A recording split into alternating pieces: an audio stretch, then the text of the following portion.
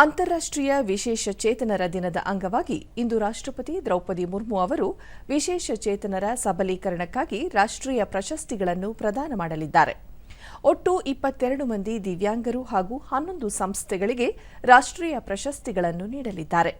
ಇದೇ ವೇಳೆ ಸಾಮಾಜಿಕ ನ್ಯಾಯ ಮತ್ತು ಸಬಲೀಕರಣ ಖಾತೆ ಸಚಿವ ಡಾ ವೀರೇಂದ್ರ ಕುಮಾರ್ ಅವರು ವಿಶೇಷ ಚೇತನರ ಸಬಲೀಕರಣಕ್ಕಾಗಿ ಹಲವಾರು ಕಲ್ಯಾಣ ಉಪಕ್ರಮಗಳನ್ನು ಅನಾವರಣಗೊಳಿಸಲಿದ್ದಾರೆ.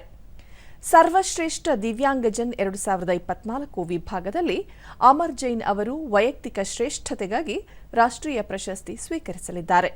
ಅವರು ತಮ್ಮ ಸ್ಫೂರ್ತಿದಾಯಕ ಜೀವನದ ಕಥೆಯನ್ನು ಹಂಚಿಕೊಂಡಿದ್ದು ತಮ್ಮ ಪ್ರಯಾಣದಲ್ಲಿ ಎದುರಿಸಿದ ಸವಾಲುಗಳ ಬಗ್ಗೆ ಮಾತನಾಡಿದ್ದಾರೆ. ಅದೇ ರೀತಿ 75% ವಿಶೇಷ ಚೇತನರಾಗಿರುವ ಪ್ರತೀಕ್ ಖಂಡೇಲ್ವಾಲ್ ಅವರು ಸರ್ವಶ್ರೇಷ್ಠ ದಿವ್ಯಾಂಗಜನ್ 2024 ವಿಭಾಗದಲ್ಲಿ ವೈಯಕ್ತಿಕ ಶ್ರೇಷ್ಠತೆಗಾಗಿ ರಾಷ್ಟ್ರೀಯ ಪುರಸ್ಕಾರ ಪಡೆಯಲಿದ್ದಾರೆ. ಪ್ರತೀಕ್ ಅವರು ರ್ಯಾಮ್ ಮೈ ಸಿಟಿಯ ಸಂಸ್ಥಾಪಕರಾಗಿದ್ದಾರೆ.